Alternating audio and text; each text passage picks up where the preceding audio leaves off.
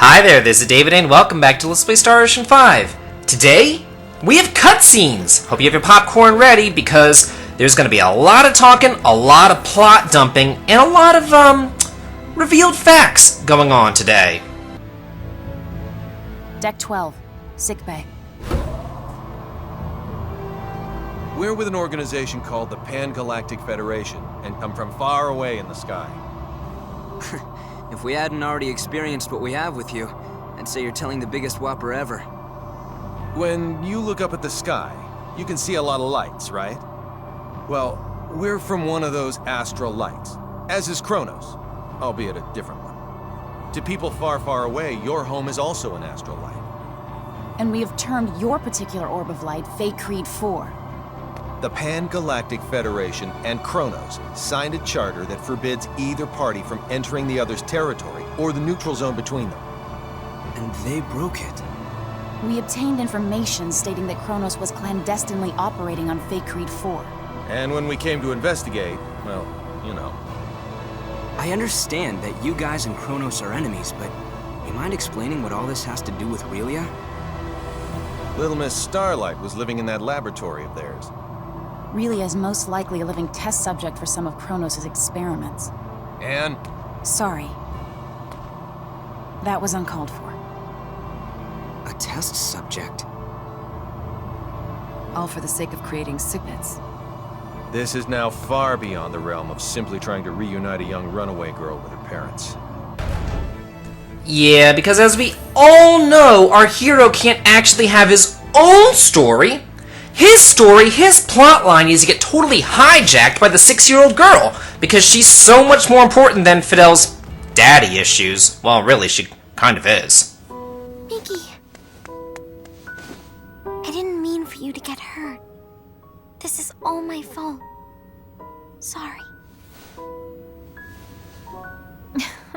You don't say sorry in this situation, Relia. You say thank you. Oh. Thank you, Mickey. You're very welcome. You're okay.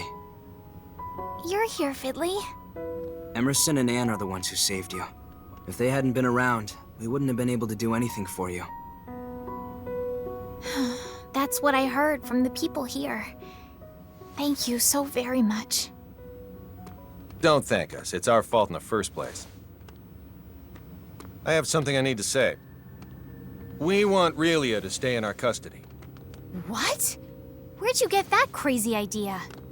She's being chased by an organization called Kronos. As for who they are and how they relate to us, ask Fidel. He knows already. How does any of that matter in the least? You've seen firsthand how persistent those reprobates can be. Relia is so significant to them that they're willing to go through all of this for her. And now that they've failed multiple times, they'll start taking even more drastic measures. But still... Kronos possesses nearly the same level of technology that we do. As long as they think the ends justify the means, you won't be able to stop them from taking her. We, however, can. Furthermore, your country will no longer be attacked if we have her. I want to stay here. Relia? Promise you'll take care of her? With all my heart. Then I leave her in your charge. Let's get you home. And as quickly as we got our communicator, we lose it. Lucky us. Thanks, Star Ocean 5. No more fast travel. We're very grateful to have met the both of you. We owe you a debt of gratitude. Just wait until my technological discoveries surpass even yours. Please see that no harm comes to Relia. We will. You take care down there. All the best.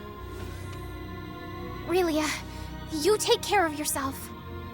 Mickey. Grab happiness by the horn. Fidel. Bye-bye, Relia. So long. Toodaloo. Mickey. Fidel.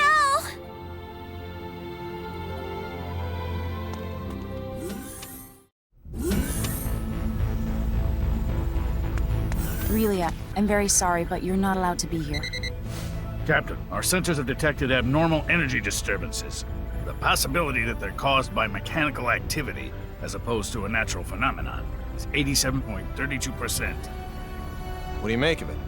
My guess is Chronos' cloaking technology. Use impulse engines to change our trajectory. Enable our shields as well. We're going on red alert.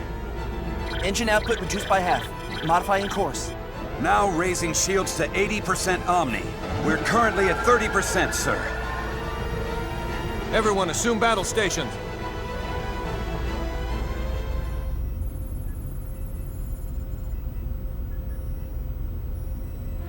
Tactical display on screen. Enemy starboard. Engines to full power. Raise shields to 100%. Starboard side hit. Shields operating at 97%. Loading of enemy torpedoes confirmed. Ann, any info on the torpedoes? Nothing at the moment. Change course to 90 Mark 45. We're going to their port side. Current speed at 0.87. We're approximately 3 minutes from Faycrete 5. The enemy has launched 8 torpedoes our way, all proceeding at course 360. Another 8 torpedoes incoming. Following course 50, Mark 270. Employing Hadean tactics, I see. Looks like someone in Kronos knows his way around a Starfleet battle. Enemy phase cannon fire has been detected. Phase cannon beam impact 135 degrees to starboard. Shields now at 94%. Oh, crap. All right, we're gonna have to let a couple of torpedoes through. I guess all we can do is pray theirs don't pack too much of a punch. Load 4 photon torpedoes. Set the first to slow, put it on a course for the flagship's 8 torpedoes. Set the second one for slow as well and aim it at the second round of torpedoes. Prepped and ready. Great. Fire rounds 1 and 2. Firing rounds 1 and 2. 5 seconds until contact. 3, 2, 1, 0. 10 enemy torpedoes still remain. There shouldn't be anywhere near that many. Huh. Who knew their AI was that good? 5 seconds until contact. 3, 2, Everyone, 1. brace for impact! Damage report. We sustained damage from 2 torpedoes. Shields reduced to 57%. Warp drive is operational. All that damage from 2 measly torpedoes? Yakagi evaded all torpedoes. The Nimitz took 1 hit that reduced its shields to 34%. Its warp drive has sustained heavy damage. Now only its impulse engines remain operable. Even if they're top of the line, our ships are still mainly research vessels. They don't stand a snowball's chance in hell against 3 battlecruisers. Transmission from their flagship. Before we open communication, shut down our warp drive. Captain, you can't be serious. Do it now. Aye, aye, sir. Initiating emergency warp drive shutdown. Shields at 5%. Okay, now bring them up on screen. This is Captain Aaron of the Kronos Interstellar Army ship Darivolos. Emerson T. Kenny, captain of the Federation vessel Charles D. Gaulle. Kenny, you say? Well, well, what an honor it is to meet a gentleman as influential as you. A shame I can't see your face with all that egg of defeat smeared on it. Thanks for the concern. I believe you know what we came here for. She's yours. Captain! But in return, I'd like a favor. What's that? The warp drives of this and another of our ships took a great deal of damage. Enough to render interstellar navigation impossible. I ask you to please let us leave this sector on the one ship with a fully functional warp drive. Run a scan. The warp drives for their first and third ships are indeed down. I'll permit the other ship's crews to go. I regret to inform you, however, that yours will have to stay behind. That's fine with me, but how should we handle the exchange? Your crew will transport over to my ship, starting with you. Then we'll start moving within transport range of your vessel. Fret not, for we shall do the moving. All you need to do is lower your shields and wait until we are in range and contact you again. Don't pull anything funny in the meantime. How far away is the enemy from us? We are approximately 0.34 AU away from the Daravolos, sir. That's 10 minutes at quarter speed, or 5 at half.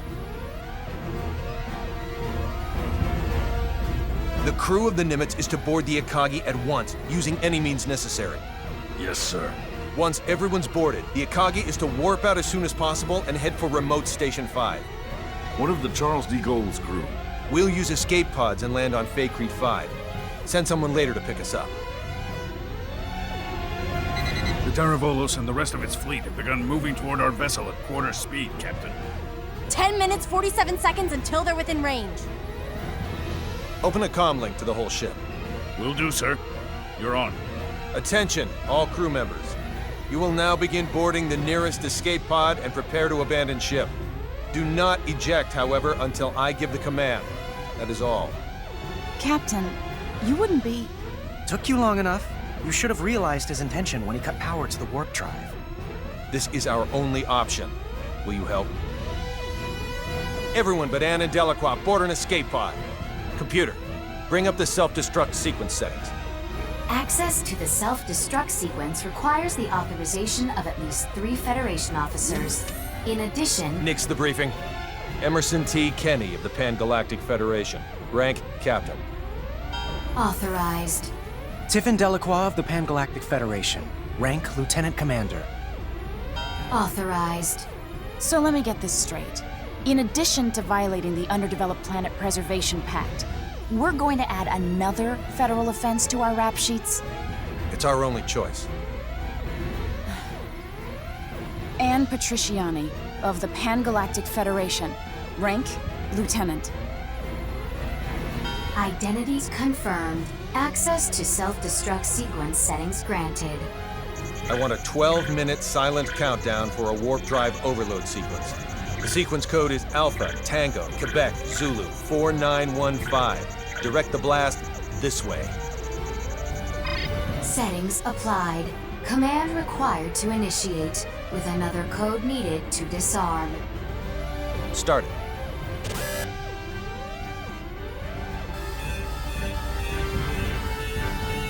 Delacroix, get to an escape pod. And get little Miss Starlight and come with me. Yes, sir. They're all yours now. May the goddess of victory smile upon us.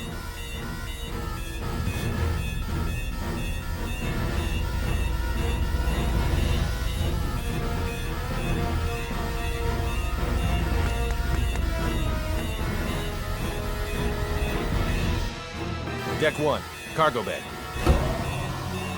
First, synchronize the launch of the escape pods so it occurs right before we transport. Make sure one shuttle launches along with them too. I'll also need you to set the launch angle of both the pods and the shuttle to 180 degrees from the Kronos fleet. Will do.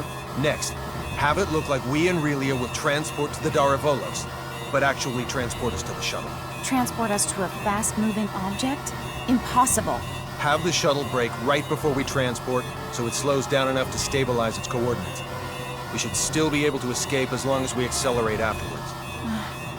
That's theoretically possible, but... With your programming skills, Anne, I know you're able to turn theory into reality. You're the only one who can make this work.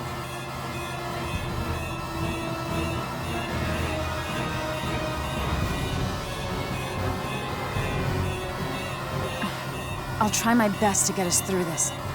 Somehow. You're not gonna try. You're gonna do. If the shuttle's too fast, we'll materialize in outer space. But if we slow it down too much, we'll get caught in the blast and completely disintegrate along with the enemy ships.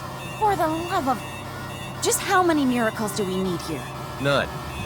Not a single one of these obstacles is too much for us to overcome by ourselves.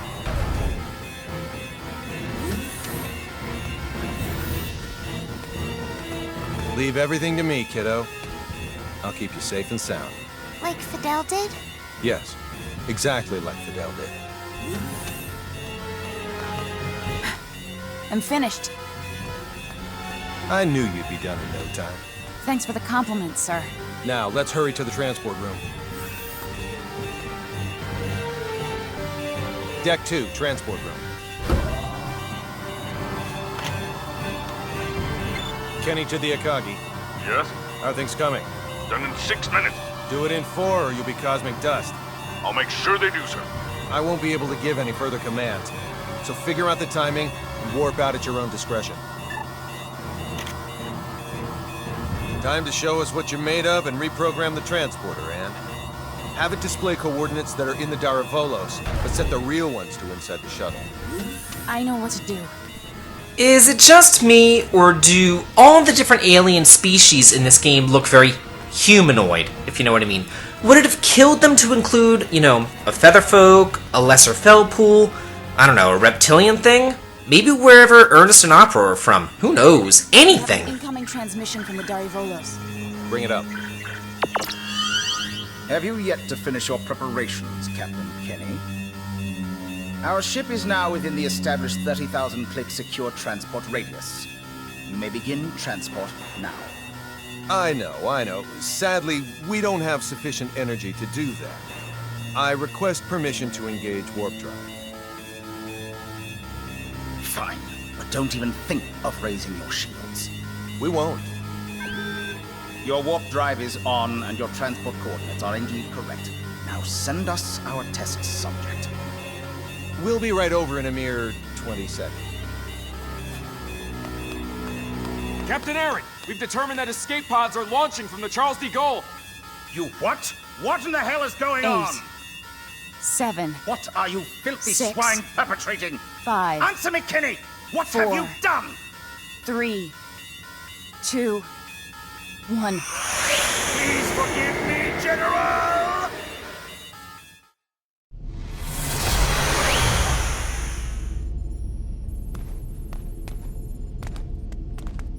Good work, Anne.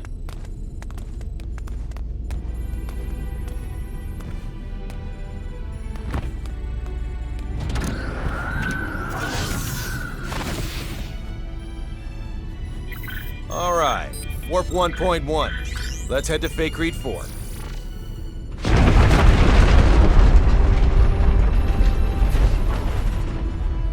The Charles de Gaulle.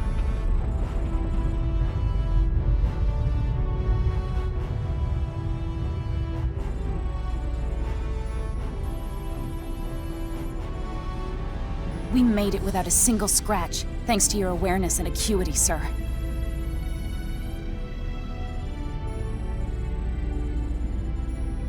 Sleep tight, old friend.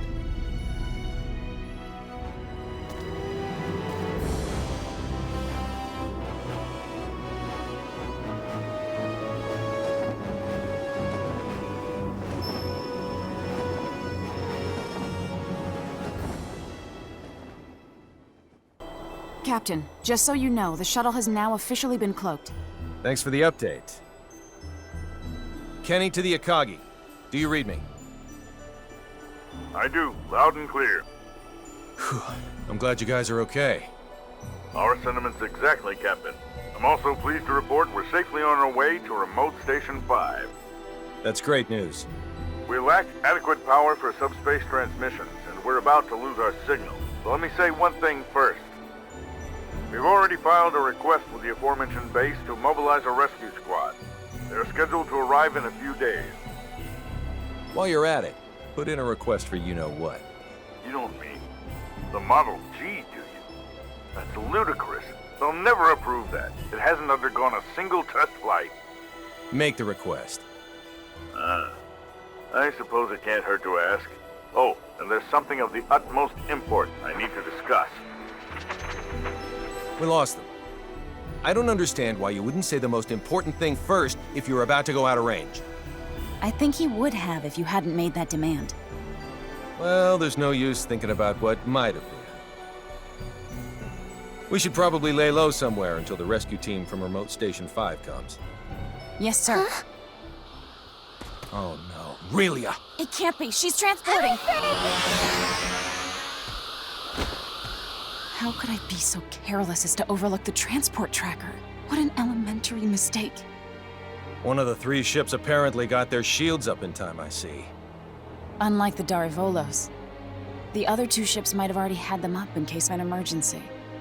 Even if we weren't on the bridge, I should have looked over the data more thoroughly. Still, they should have sustained a decent amount of damage from the overload. I doubt they'll be able to warp out of this sector anytime soon. Maybe so. But we can't do anything without our own ship.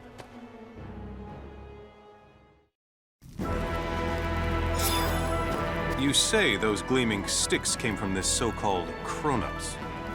I find this quite difficult to believe. I saw it with my own 2 eyes. How's the front line? The troops with the gleaming sticks supposedly vanished right after we did. Once the Tricurans were deprived of their secret weapon, they were no longer a match for our military strength. So you held them off? We did, and now a plan is in motion to invade Eastern Tricur. If it goes well, they will be forced to retreat from our border. Speaking of Eastern Tricur, I was just about to head there. Allow me to take part in the invasion with you. Take part? I assume they would want me to come along as a reinforcement anyway. Rasuli is our homeland, and Fiore's a good friend. So I have more than enough reasons to fight too. Very well then. I doubt anyone will oppose the addition of reserves. I'll let my superiors know. Thank you. The faster we can join everyone, the better. Therefore, let's make for Eastern Tricur post-haste. I'll give you the details on the way. And that's the plan for next time on Let's Play Star Ocean 5. This has been David. If you like this, please like, comment, and subscribe, and have a good day.